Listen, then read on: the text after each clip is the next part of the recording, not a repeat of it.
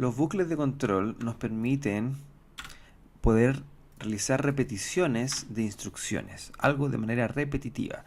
Por ejemplo, si el ejercicio dijera imprimir 30 veces hola mundo.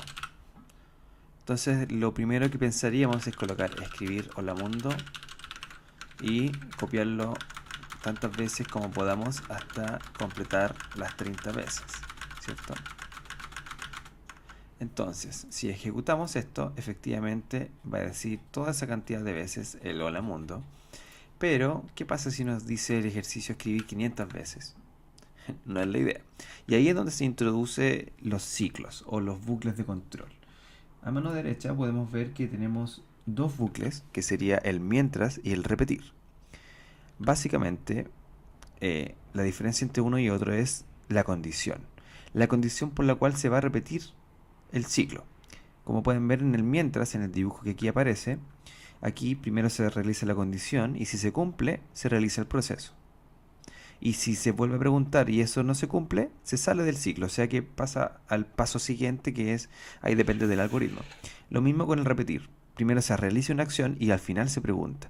Y si la pregunta es verdadera, se vuelve a realizar el proceso. Pero si la pregunta es falsa, no se vuelve a repetir y se sale del ciclo, es decir, pasa a lo siguiente. Entonces, para poder implementar este ejercicio, si bien es cierto, nosotros vamos a implementar un ciclo, necesitamos hacer uso de un concepto llamado contador, que en realidad es una variable, que se define como entero. Cont como entero. Una variable que tiene un valor inicial, que le vamos a dar 1. Entonces aquí es donde vamos a usar el ciclo mientras.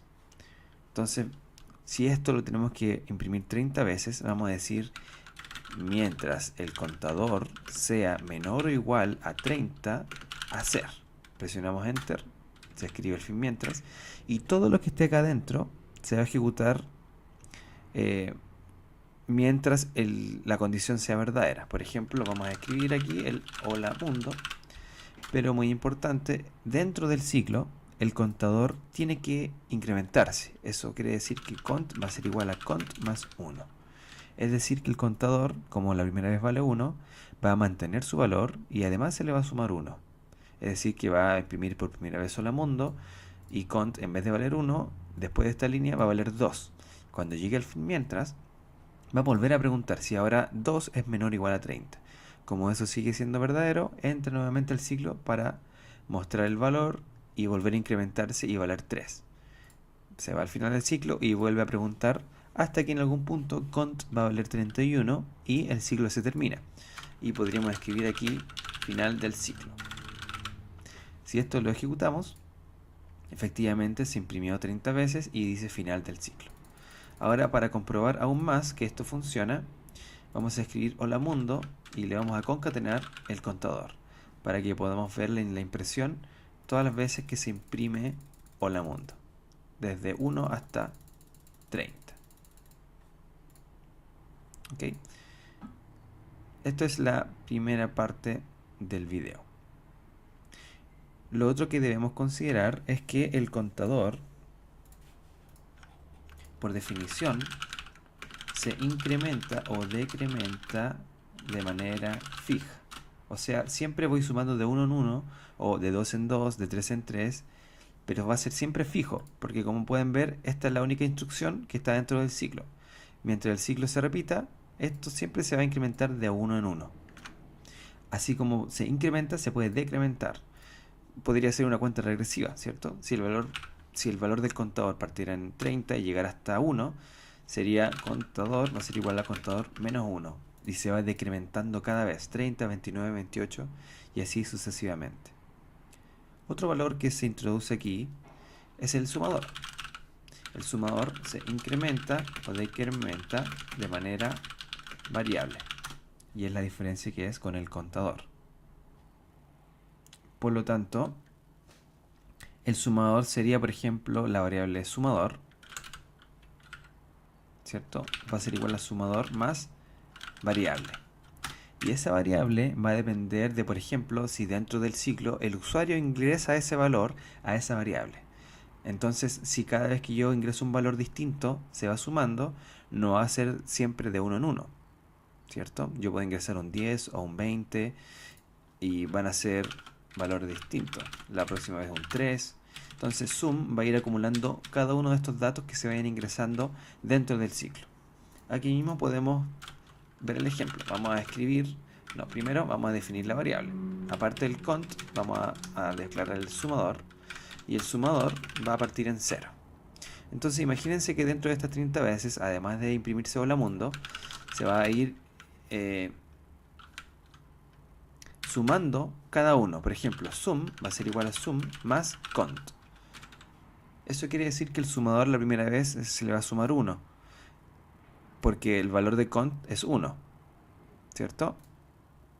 En realidad va a ser 2, porque la primera vez va a incrementarse en 1.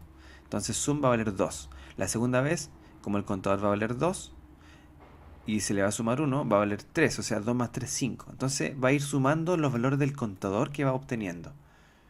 Entonces aquí vamos a comprobar que no es fijo, sino que es variable dependiendo del valor de cont. Y al final vamos a escribir el resultado del sumador es, y vamos a concatenar la variable sum. Entonces fíjense, vamos a escribir y el resultado del sumador es 495. ¿Por qué? Porque primero se sumó 2, después se le sumó 3, después se le sumó 4, entonces 2 más 3 más 4 ya son valores distintos, ¿cierto? 2, 3, 4. Si yo sumo solo eso, nos da resultado 9. Entonces va a ser incremental. Entonces con eso estamos comprobando que si sumamos una variable, la variable sum va a ir acumulando dentro de sí todos esos valores que no necesariamente va a ser un número, sino que va a ser el contenido de una variable. ¿Sí? Entonces ahí estamos trabajando con los ciclos. Aquí estamos asegurando que 30 veces se va a ejecutar este código. Y dentro de sí siempre tenemos que considerar el incremento del contador, ya que si esto lo dejamos comentado o no se ejecuta, ¿cierto? Esto va a decir eternamente hola mundo hasta que se detenga. Así que lo detenemos a propósito.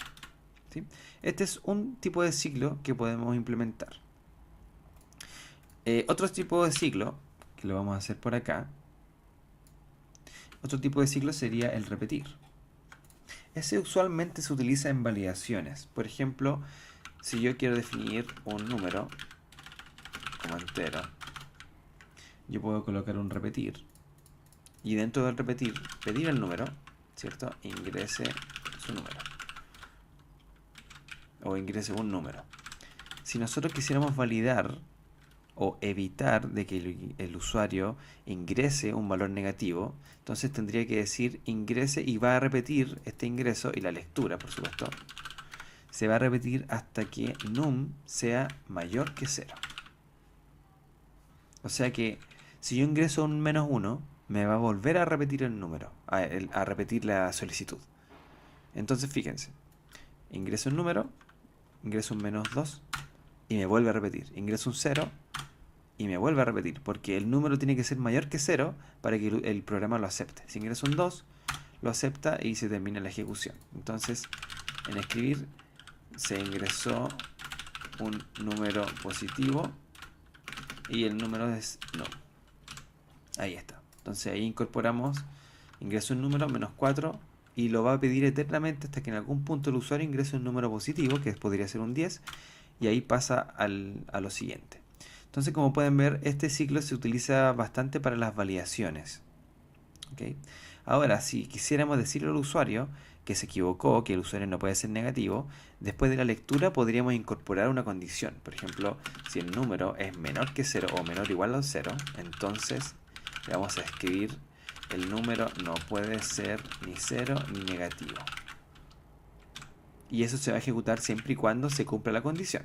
Veamos. Si ingreso un número, -2, el número no puede ser 0 ni negativo. Si ingreso un 0, lo mismo. Y si ingreso un 20, se ingresa un número positivo y lo acepta. Entonces, como pueden ver, estas pruebas que estamos haciendo luego las podemos juntar en los ejercicios y vamos utilizando cada una de las variantes.